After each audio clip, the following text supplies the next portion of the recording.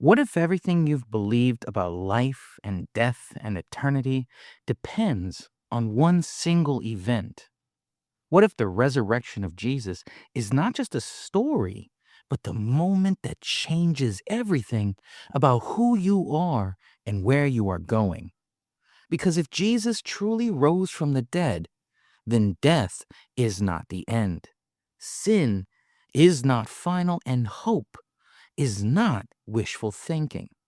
But if he didn't, then none of this holds. So, what really happened? And what does it actually mean for us today? Today, we are going to walk through Luke chapter 24 and take the time to understand not just what happened, but why it matters. But before we start, please join me in our opening prayer. Heavenly Father, as we come to your word today, we ask for clarity and understanding. Help us not just hear these words, but to truly see what you have revealed. Let this not feel distant or familiar, but real and personal. In Jesus' name, amen. Now, on the first day of the week at early dawn, they came to the tomb, bringing the spices which they had prepared. They found the stone rolled away from the tomb. They entered in and didn't find the Lord Jesus' body. While they were greatly perplexed about this, two men stood by them in dazzling clothing. They said to them, "Why do you seek the living among the dead? He isn't here, but is risen." They came expecting death. They were not looking for a miracle. They were doing what people do when something is over. And this matters because the resurrection was not something they were ready to believe. Even when it happened, their first response was confusion, not celebration. That same day, two of them were going to a village named Emmaus. They were talking about everything that had happened. And as they walked, Jesus himself came near and went with them. But they were kept from recognizing him. He asked them what they were discussing. They stood still, looking sad. They said, "We were hoping that it was he who would redeem Israel." That one line explains everything. We were hoping. Not anymore. Their hope had already ended. They thought this was the one who would change everything, and now it felt like it had all failed. And that feeling is not unfamiliar. I thought things would be different. I thought this would work out. I thought there would be more. They are not rejecting Jesus. They are disappointed. Jesus said to them, "Foolish men, and slow of heart to believe in all that the prophets have spoken. Didn't the Christ have to suffer these things and enter into his glory?" Beginning with Moses and all the prophets, he explained to them what was said in all the scriptures concerning himself. Before they recognize him, he explains, he shows them that this was not random, it was not a failure, it was necessary. And what looked like the end was actually part of something that had been planned all along. Their eyes were opened, and they recognized him instantly, and he disappeared from their sight. They said to each other, "Weren't our hearts burning within us while he spoke to us on the road, while he opened the scriptures to us?" Something had already changed before they even realized who he was. Not just seeing, but understanding. Not just hearing, but recognizing the truth. That is where everything begins to shift. As they were talking about these things, Jesus himself stood among them and said, "Peace be to you." But they were startled and frightened, thinking they had seen a spirit. He said to them, "Why are you troubled? Why do doubts arise in your hearts? Look at my hands and my feet. It is I myself. Touch me and see. A spirit does not have flesh and bones, as you see I have."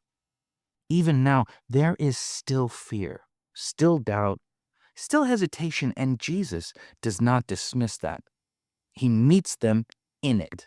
He shows them that this is not an idea, not a symbol, not something imagined. This is real. What we just saw in Luke 24 is not a group of people confidently celebrating. It is a group of people struggling to understand. They are confused, they are disappointed, they are slow to believe, and rightfully so. And this matters because it shows us something important. The resurrection was not something they created to make themselves feel better. It was something they had to come to terms with. And even when Jesus stands in front of them, they are still unsure. They're still questioning, still trying to process what they are seeing. And instead of rushing them, Jesus meets them where they are. He lets them see. He lets them touch. He lets them understand. Why do you seek the living among the dead?